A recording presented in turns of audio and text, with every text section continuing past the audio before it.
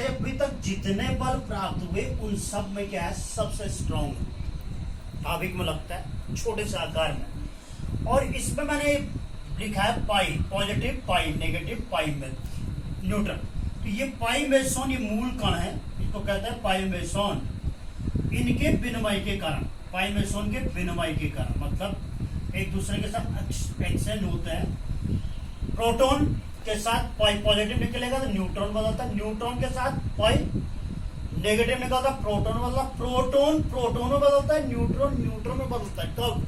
जब इनमें न्यूट्रॉन से पाई नेगेटिव, सॉरी पाई प्रोटॉन से पाई न्यूट्रल और न्यूट्रॉन से भी पाई न्यूट्रल का क्या होता है, विनिमय होता है। तो प्रबल नाभिकीय स्ट्रॉन्ग न्यूक्लियर फोर्स क्या होता है, उत्पन्न होता है। ठीक है। चौथा है आपके पास दुर्बल नाभिकीय बल। दुर्बल नाम से पता है, दुर्बल नाभिकीय बल, दुर्बल नाभिकीय बल।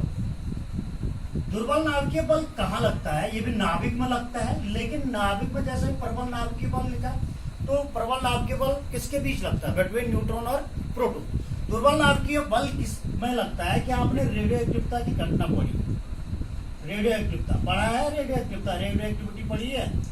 रेडियो एक्टिविटी में क्या होता है? रेडियो एक्टिविटी में क्या होता है कि प्रकृति में जो बड़े बड़े जो अस्थायी तत्व होते हैं, कुछ परमाणु भार वाले तत्व जो होते हैं वो अस्थायी होते हैं, जैसे यूरेनियम हो गया 235, 238। तो ऐसे अस्थायी तत्व लेड 82 जो होता है, 82 पीबी, 206 या 210, इससे ऊपर के जितने भी तत्व होते हैं वो अस्थायी होते हैं। और उनका क्या होता है? स्वतः विघटन होता है। जिनसे क्या उत्सर्जित होते रहता है? जिनसे 3 प्रकार के दृश्य कण उत्सर्जित होते रहते हैं, अल्फा, बीटा और गामा। अल्फा बीटा कण होते हैं, गामा क्या होती है? किरण होती है। तो रेडियो एक्टिविटी में क्या होता है? नाभिक में होती है रेडियो एक्टिविटी की घटना भी। तो नाभिक में जो रेडियो एक्टिविटी की घटना होती है तो उसमें क्या होता है? काम है कि बीटा कण उत्सर्जित। बीटा कण का मतलब होता है इलेक्ट्रॉन। बीटा कण का मतलब क्या है? इलेक्ट्रॉन। तो इलेक्ट्रॉन कैसा पार्टिकल है? Negative particle. तो किसी नाभिक में क्या होता है कि न्यूट्रॉन प्रोटॉन में बदलता है, थोड़ी देर पहले मैंने कहा। तो जब न्यूट्रॉन प्रोटॉन में बदलता है, 0n1 न्यूट्रॉन हो गया, प्रोटॉन में बदल गया 1h1, तो यहाँ पर क्या होता है? बीटा कण का उत्सर्जन होता है। किसका उत्सर्जन होता है? बीटा कण का उत्सर्जन होता है। बीटा कण हो गया आपका -1, बीटा 0, और प्लस यहाँ पर एक कण और निकलता है, एंटी न्यूट्रिनो। इसको लिखते हैं anti neutrino, anti neutrino, anti neutrino. ये न्यू पढ़ते हैं इसको, ऐसा न्यू, क्या पढ़ते हैं इसको? न्यू। और इसको बार लगाया जाए तो एंटी न्यूट्रिनो। ये चार्जलेस होता है, मासलेस होता है, लेकिन ऊर्जा और संवेग संरक्षण के नियम का पालन हो, इसलिए रिएक्शन में क्या हो रहा है? उत्सर्जित हो रहा है। ये हो गया आपका प्रोटॉन, ये तो आप जानते हैं। ये हो गया आपका इलेक्ट्रॉन, ये आपका न्यूट्रॉन है, ये आपका प्रोटॉन हो गया, और ये हो गया आपका इलेक्ट्रॉन। इलेक्ट्रॉन का मतलब बीटा का। तो दुर्बल नाभिकीय बल किसके बीच लगता है? नाभिक में लगता है। किसके बीच लगता है? जब बीटा कण का उत्सर्जन होता है। जब किसका उत्सर्जन होता है? बीटा कण का। रेडियो एक्टिविटी की घटना में जब बीटा कण का उत्सर्जन होता है तो एक न्यूट्रॉन प्रोटॉन में बदलता है, तो क्या उत्सर्जित होता है? Anti neutrino.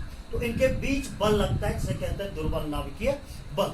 ये बल दुर्बल नाभिकीय बल है। ये बोसॉन, बोसॉन नामक क्या होता है? फंडामेंटल पार्टिकल होते हैं। तो बोसॉन के विनिमय के कारण क्या होता है? उत्पन्न होता है। बोसॉन के विनिमय के कारण क्या होता है? उत्पन्न होता है। कि दुर्बल नाभिकीय बल है, लेकिन गुरुत्वाकर्षण बल से क्या होता है? प्रबल होते हैं। गुरुत्वाकर्षण बल से क्या होता है? प्रबल। गुरुत्वाकर्षण बल से प्रबल होते हैं। अर्थात पूछ दिया जाए सबसे वीकेस्ट फोर्स कौन से, तो सबसे कमजोर बल है कौन? Gravitation force. उसके बाद दुर्बल नाभिकीय बल, उसके बाद वैद्युत बल, और उसके बाद प्रबल वैद्युत बल। और अगर स्ट्रॉन्गेस्ट से आ जाएंगे तो प्रबल नाभिकीय बल सबसे स्ट्रॉन्ग, फिर वैद्युत बल स्ट्रॉन्ग, फिर दुर्बल नाभिकीय बल स्ट्रॉन्ग, और सबसे वीकेस्ट फोर्स हो गया आपका कौन सा? गुरुत्वाकर्षण बल। इसके साथ है बेटा कुछ भौतिक नियमों की प्रकृति होती है कि भौतिक में कुछ नियम आपने पढ़े हैं, ये कक्षा 9-10 में पढ़े आपने, भौतिक नियमों की प्रकृति। तो भौतिक नियमों की प्रकृति में जैसे कुछ नियम आपने पढ़े भौतिकी, ये नियम जैसे आवेश संरक्षण का नियम पढ़ा। आवेश संरक्षण, आवेश संरक्षण में क्या होता है? आवेश संरक्षण का मतलब चार्ज कंजर्वेशन, आवेश को न तो उत्पन्न किया जा सकता है न ही नष्ट किया जा सकता है, केवल एक वस्तु से दूसरी वस्तु में क्या किया जा सकता है, स्थानांतरित किया जाता है। दूसरा आपने पढ़ा होगा द्रव्यमान ऊर्जा संरक्षण, अभी पढ़ाया मैंने द्रव्यमान ऊर्जा संरक्षण, आइंस्टीन की द्रव्यमान ऊर्जा समीकरण E बराबर mc²। मैंने क्या कहा है कि ऊर्जा और द्रव्यमान अलग अलग राशियां नहीं होती है, एक ही राशि के दो स्वरूप, अर्थात ऊर्जा को द्रव्यमान और द्रव्यमान को ऊर्जा में क्या किया जा सकता है, परिवर्तित, स्थानांतरित, बदला जा सकता है। इसे कहते हैं द्रव्यमान ऊर्जा संरक्षण।